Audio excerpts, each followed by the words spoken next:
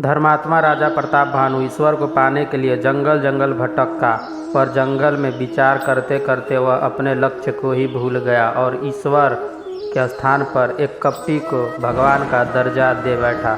भगवान की अपेक्षा कपटी मुनि के चयन में ही अपना हित समझता रहा।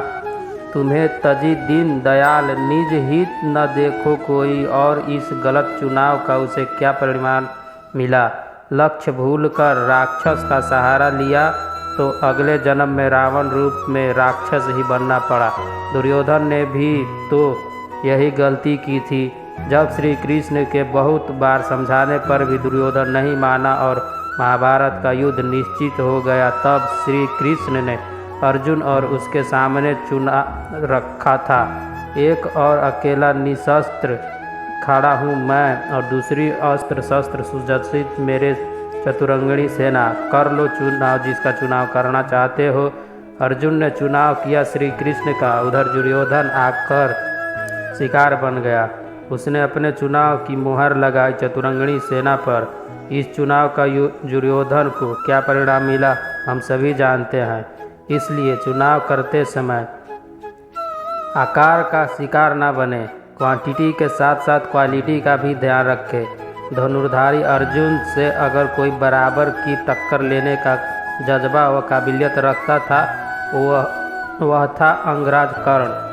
कर्ण के पास अर्जुन के वध के लिए एक अमोघ शक्ति, परंतु फिर भी कर्ण उससे अर्जुन का वध नहीं कर पाया। क्योंकि जिस शक्ति का प्रयोग उसे अर्जुन के लिए करना था, दुर्योधन के दबाव में आकर उसने उस शक्ति द्वारा घटोत्कच का वध कर दिया। जहाँ नाखूनों का चयन करना था, वहाँ व्यर्थ ही दांतों का प्रयोग किया।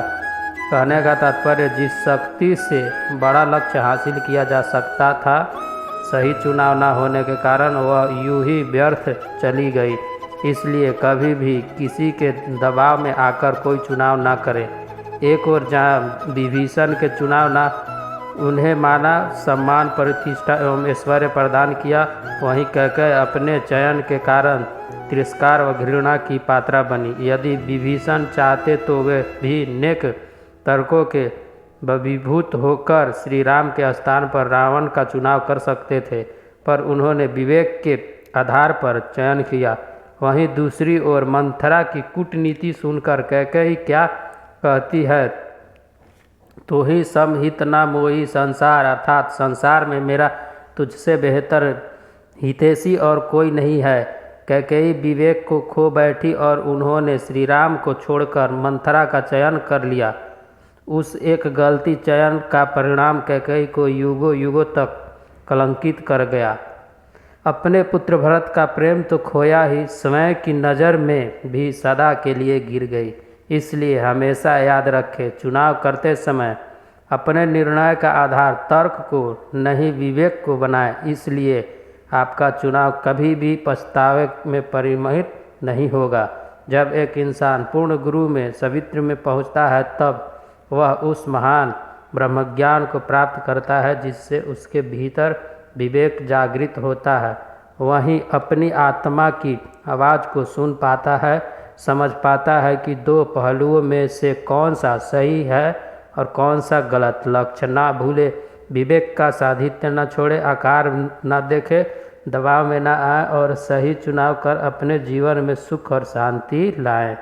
धन्यवाद।